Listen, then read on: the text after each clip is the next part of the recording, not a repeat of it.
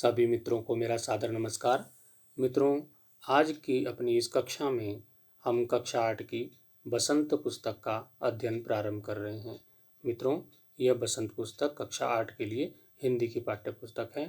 आज हम इस पाठ्य पुस्तक से बहुत ही सुंदर कविता दीवानों की हस्ती का अध्ययन करने जा रहे हैं।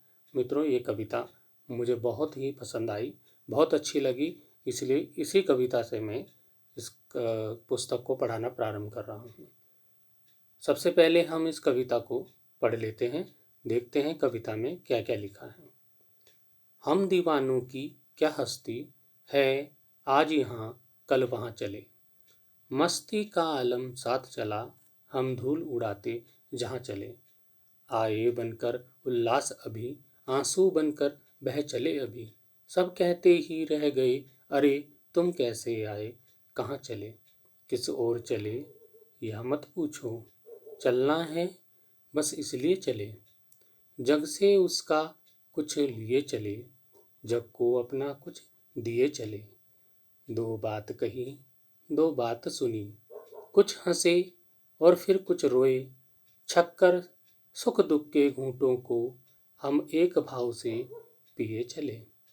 हम भिखमंगों की दुनिया में स्वच्छंद लुटाकर प्यार चले। हम एक निशानी सी उर पर ले असफलता का भार चले। अब अपना और पराया क्या, आबाद रहे रुकने वाले। हम स्वयं बंधे थे और स्वयं को हम अपने बंधन तोड़ चले। हम अपने बंधन तोड़ चले। भगवती चरण वर्मा की बहुत ही सुंदर कविता है ये। भगवती चरण वर्मा जी ने लिखी है कविता। भगवती चरण वर्मा जी बहुत अच्छी अच्छी कविताएं लिखते हैं और ये कविता बहुत ही सुंदर कविता है।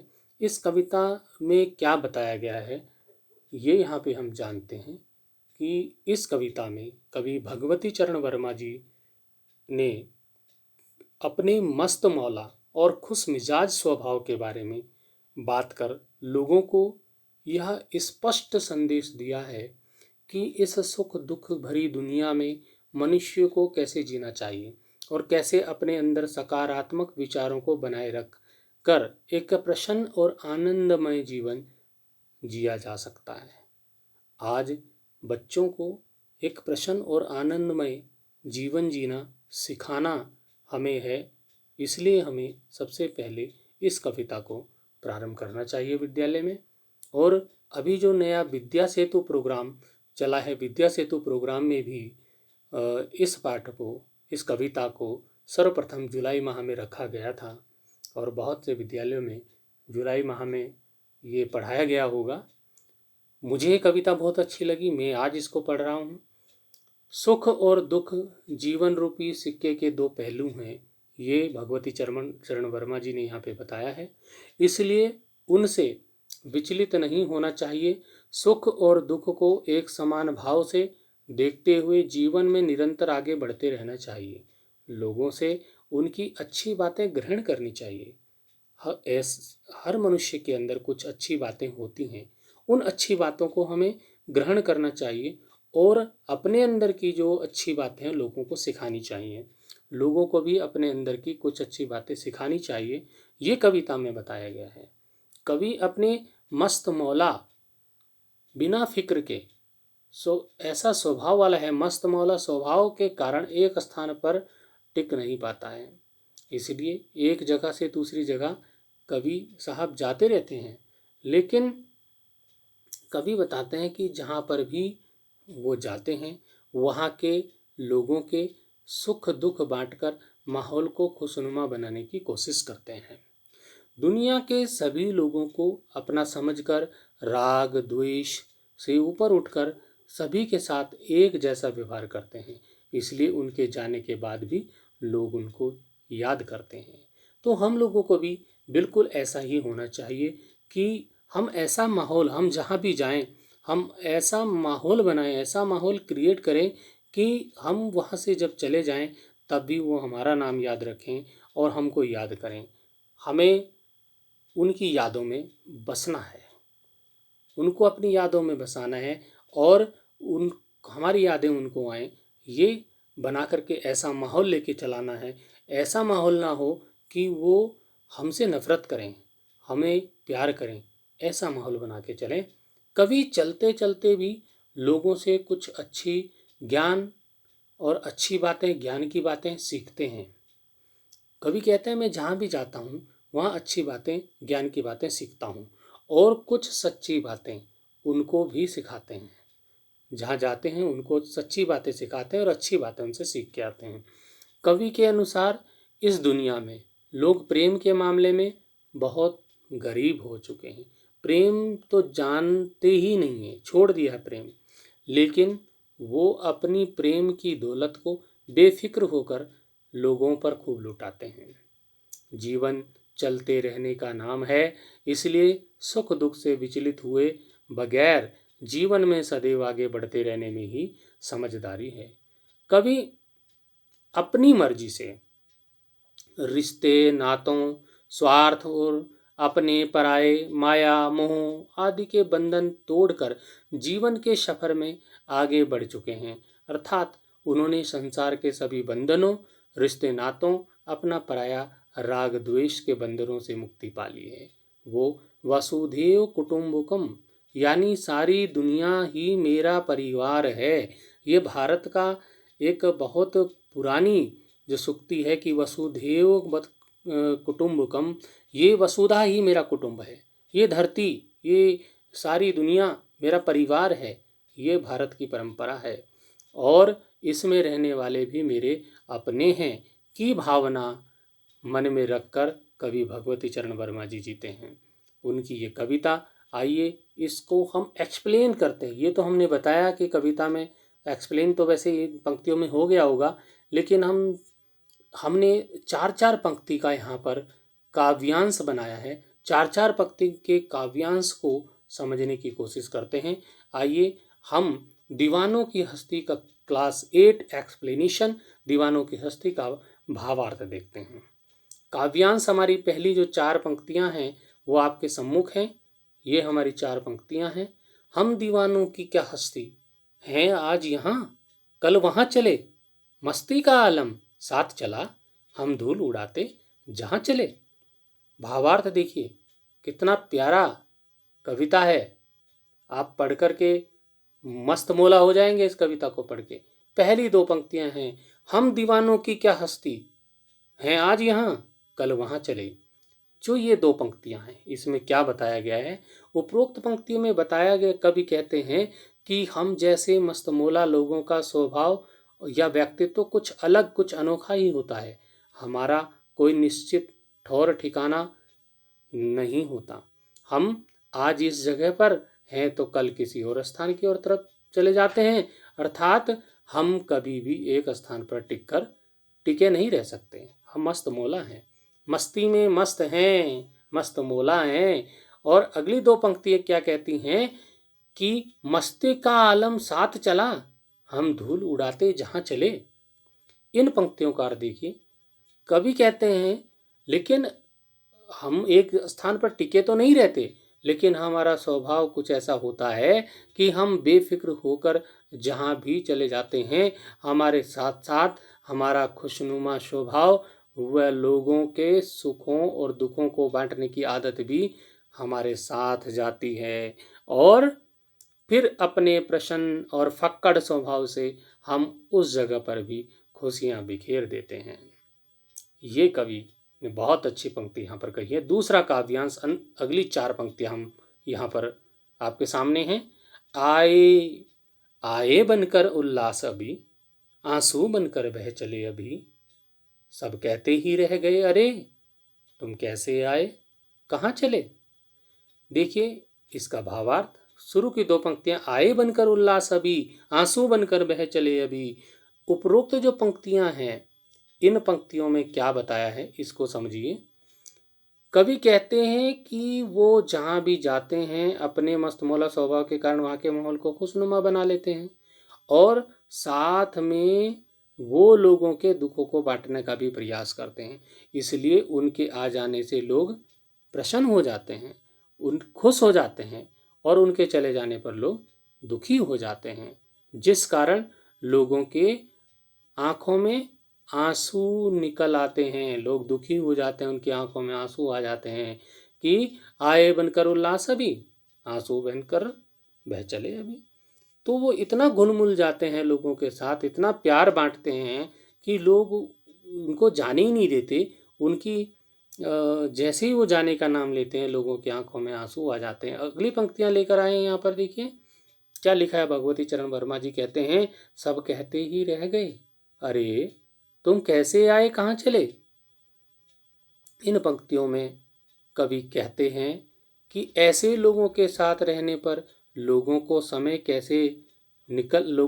कैसे बीत जाता है, निकल जाता है, इस बात का पता भी नहीं चलता है। और कभी जैसे मस्तमौला स्वभाव के लोगों के एक स्थान से अधिक समय तक टिक नहीं रह सकते हैं, अपने स्वभाव के अनुरूप वो निरंतर आगे बढ़ते रहते हैं।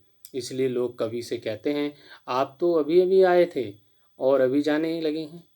देखिए, जो अच्छे आदमी होते हैं, अच्छे व्यक्तियों के लिए सब चाहते हैं कि ये यहाँ रहे और कुछ दिन रहे। इसलिए सब कहते हैं कि अरे तुम कैसे आए और कहाँ चले, मतलब अभी अभी तो आप आए और अभी कहाँ चल दिए हो, अभी तो रुको यहाँ पर। और जो बुरे व्यक्ति होते हैं उनको कोई भी रोकना नहीं चाहेगा, उसको तो वो एक दिन भी अगर रुकेगा तो एक दिन भी उसको झेलने को तैयार नहीं होते हैं। इसलिए उसके लिए नहीं बोलेगा कोई, उसके लिए तो कहेंगे कि चल जा भाई यहाँ से निकल, किसी तरह निकले यहाँ से, पीछा छुड़ाने के सोचते हैं।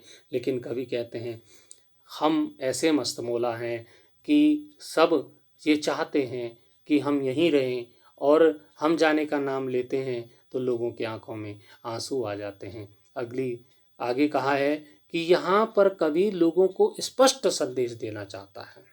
इन पंक्तियों में क्या संदेश देना चाहता है कि रुकने का नाम नहीं बल्कि चलते रहने का नाम है जिंदगी। रुकने का नाम नहीं, चलते रहो, अपने पथ पर आगे बढ़ते रहो, इसी का नाम जिंदगी है। इसलिए जीवन में निरंतर आगे बढ़ते रहना चाहिए। तीसरा जो काव्यांश है उसको देख लेते हैं, पंक्तियां हमारे सम्मुख हैं। किस ओर चले यह मत पूछो, चलना है बस इसलिए चले, जग से उसका कुछ लिए चले, जग को अपना कुछ दिए चले। भावार्थ भी और पंक्तियां भी इतनी अच्छी लगी मुझे कि इसका अर्थ में बार बार पढ़ने का मन करता है। देखिए, कवि अपने घुमक्कड़ स्वभाव के कारण लोगों से यह कह रहे हैं कि हम किस तरफ चल पड़ेंगे यह हमें खुद भी नहीं पता, क्योंकि हमारी कोई निश्चित मंजिल नहीं है, पता ठिकाना नहीं है, बस चलते जाने की हमारी आदत है। इसलिए हम निरंतर चलते जाते हैं, चलते जाते हैं, चलते जाते हैं। किस ओर चले यह मत पूछो, चलना है बस इसलिए चले, क्योंकि चलना है, जिंदगी में चलने का नाम ही जिंदगी है। अगली दो पंक्ति हैं, जग से उसका कुछ लिए चले, जग को अपना कुछ दिए चले। इन पंक्ति का अर्थ है, चूंकि कवि पल दो पल के लिए जहाँ भी ठहरते हैं, कवि ने बताया है कि मैं जहाँ पल दो पल के लिए रुकता हूँ, ठहरते हैं, अपने मस्त मौला स्वभाव के कारण लोगों में निस्वार्थ भाव से प्रेम बांटते हैं। उसमें कोई स्वार्थ नहीं होता। आजकल लोगों के प्रेम में भी स्वार्थ होता है, लेकिन इसमें निस्वार्थ प्रेम है। उनका सुख दुख बांटते हैं, उनसे कुछ अच्छी व ज्ञान की बातें सिखाते हैं और कुछ सच्ची बातें उनको भी सिखाते हैं।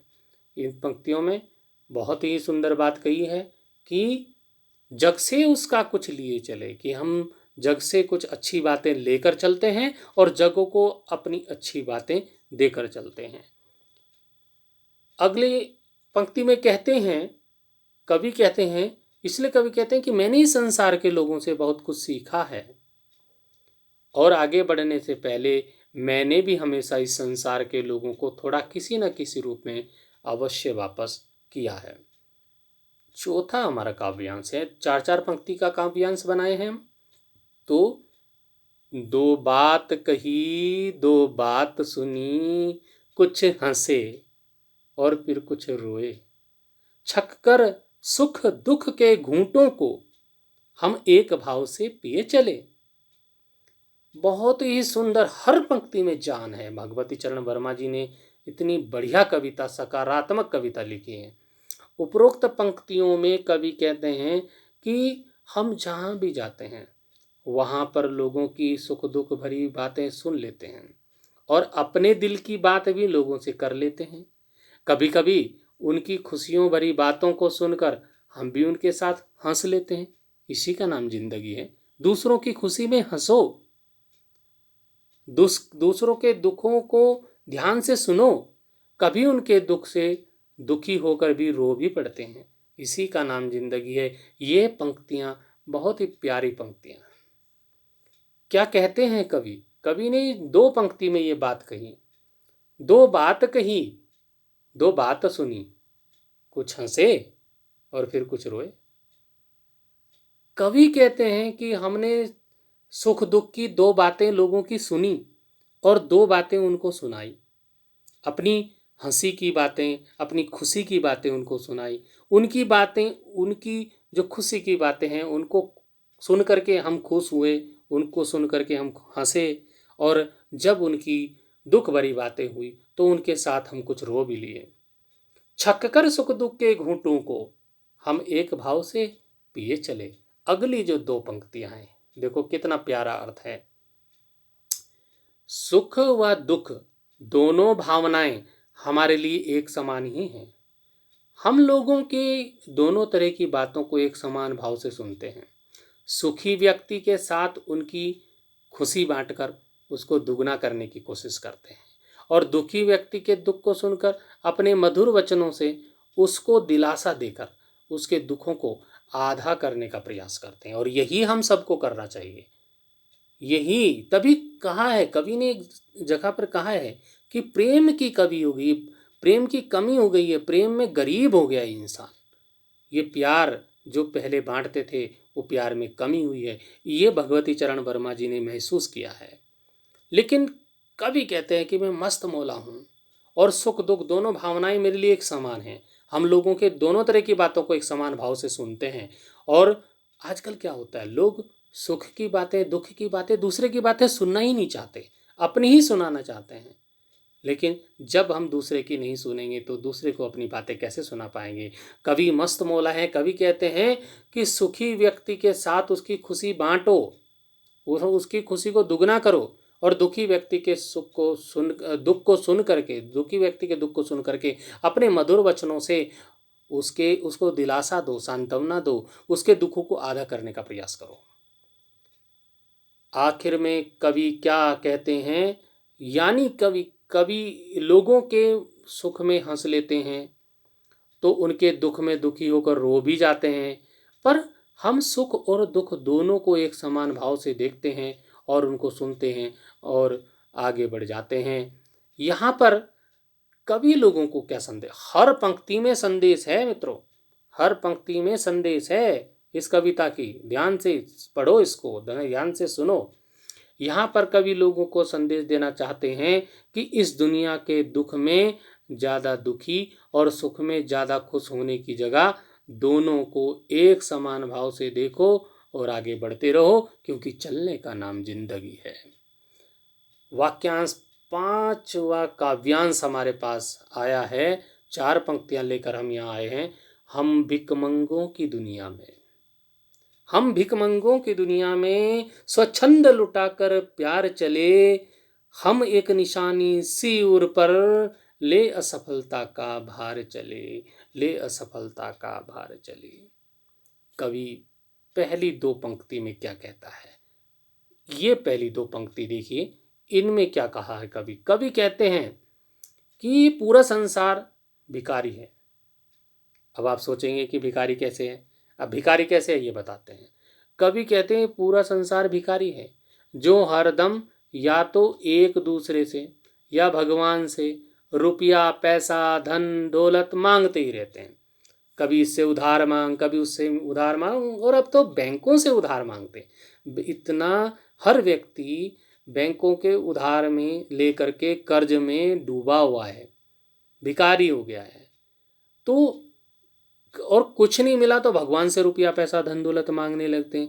यानी स्वार्थ भरी इस दुनिया में धन दौलत तो सबको चाहिए, लेकिन प्रेम की दौलत को चाहने वाले बहुत कम हैं। जिस वजह से लोगों के पास प्रेम के दौलत की कमी है, इसलिए कवि इस दुनिया को भिकमंगों की दुनिया कहते हैं। कभी प्रश्न आ सकता है, कवि ने दुनिया को, इस संसार को भिकमंगों की दुनिया क्यों कहा है? तो कवि ने बताया है कि इस संसार में हरदम या तो एक दूसरे से या भगवान से रुपया पैसा धन दौलत मांगते ही रहते हैं, सभी लोग मांगते हैं, और स्वार्थ भरी दुनिया है। धन दौलत सबको चाहिए, लेकिन प्रेम की दौलत चाहने वाले बहुत कम हैं, जिस वजह से लोगों के पास दौलत तो है, लेकिन कौन सी दौलत है? धन दौलत है, प्रेम की दौलत नहीं है। इसलिए कवि इस दुनिया को भिकमंगों की दुनिया कहते हैं। कवि कहते हैं कि प्रेम के मामले में बहुत अमीर है। कवि कहते हैं मैं प्रेम के मामले में बहुत अमीर हूँ, इसलिए वह दुनिया भर वालों में पूरी आज़ादी से अपना प्यार और वो अपनी खुशियाँ लुटाते रहते हैं, फिर भी उनकी दौलत कभी कम नहीं होती, बल्कि बढ़ती ही जाती है। तो क्या कहते हैं आगे? कवि कहते हैं कि हम एक निशानी सी उर पर, उर मैंने बोलता हृदय, दिल, हृदय, हार्ट, ले असफलता का भार चले। तो क्या कहा है कवि ने? इन पंक्तियों में कहा है कि कवि अपना प्यार व खुशियां लोगों में खुले हृदय से बांटते हैं। ओपन हार्ट, खुले हृदय से कह रहे हैं कि अपना प्यार व खुशियां लोगों में खुले हृदय से बांटते रहते हैं, और उनके दुख और परेशानियों को भी कम करने की कोशिश करते हैं। अगर किसी के दर्द या परेशानी को कम करके उसके चेहरे पर मुस्कुराहट भी नहीं ला पाते हैं, तो उसे अपनी असफलता मानकर उसकी जिम्मेदारी का भार खुद अपने सिर पर लेकर आगे बढ़ जाते हैं। काव्यांश 6 पे चलेंगे। काव्यांश 6 है, पिछला आपको पूरा समझ में आ गया होगा। काव्यांश 6 है, अब अपना और पराया क्या, आबाद रहे रुकने वाले, हम स्वयं बंधे थे और स्वयं हम अपने बंधन तोड़ चले, हम अपने बंधन तोड़ चले, स्वयं अपने बंधन तोड़ चले। तो कवि इस शुरू की 2 पंक्तियां इसमें क्या कहा है कि हम अपना और पराया क्या, आबाद रहे रुकने वाले। अब कवि कहते हैं कि हमारे लिए इस दुनिया में ना कोई अपना है ना कोई पराया है, सब मेरे लिए एक समान है। यानी मेरे लिए सारा संसार एक परिवार है, वसुधैव कुटुंबकम, और यहाँ रहने वाले सभी लोग मेरे लिए एक समान हैं। वो एक जगह टिककर अपने लिए धन संपत्ति इकट्ठा करने वालों या माया मोह लोभ लालच में फंसे रहे लोगों को दिल से दुआएं देते हैं कि सब लोग आबाद रहें, खुशहाल रहें। अंत में भगवती चरण वर्मा जी ने ये यहाँ पर सभी जो मोह माया में फंसे हुए हैं, लोभ लालच में फंसे हुए हैं, उन लोगों को कहा है कि सब लोग आबाद रहें और खुशहाल रहें। आगे है, कवि कहते हैं कि हम अपनी मर्जी से रिश्ते नाते, स्वार्थ, अपने पराये, माया मोह आदि के बंधनों में बंधे थे, लेकिन अब हम इन सब बंधनों को खुद ही स्वयं ही तोड़कर जीवन के सफर में आगे बढ़ चुके हैं। अर्थात अब हमने क्या कर दिया है, हमने इस संसार के सभी बंधनों, रिश्ते नाते, अपना पराया, राग द्वेष बंधनों से मुक्ति पा ली है। ये अंतिम पंक्तियों में कहा है कि हम स्वयं बंधे थे और स्वयं हम अपने सभी बंधनों को तोड़कर चले गए। बंधन क्या थे? संसार के बंधन क्या हैं? कवि ने संसार के बंधन किसको कहा है? किसको कहा है? रिश्ते नाते, स्वार्थ, अपने पराये, मोह माया आदि, ये क्या है? बंधन है। ये बंधन है मनुष्य के। और कवि अंत में कहते हैं, हमने संसार के सभी बंधनों, रिश्ते नाते, अपना पराया राग द्वेष बंधनों से, मोह माया से मुक्ति पा ली है और अब हम अपनी मर्जी से स्वच्छंद होकर, स्वतंत्र होकर, बंधनों को तोड़ करके आगे चल पड़े हैं अपने मार्ग पर, क्योंकि चलने का नाम ही जिंदगी है। चलते जाओ जिंदगी में, चलते जाओ चलते जाओ।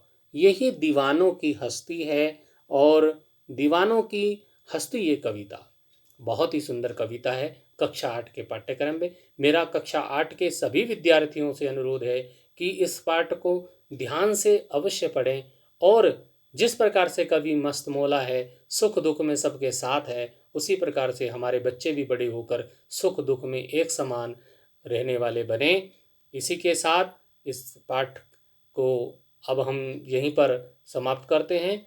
अगले कक्षा में हम इस पाठ के अभ्यास प्रश्नोत्तरों का अध्ययन करेंगे। तब तक के लिए धन्यवाद।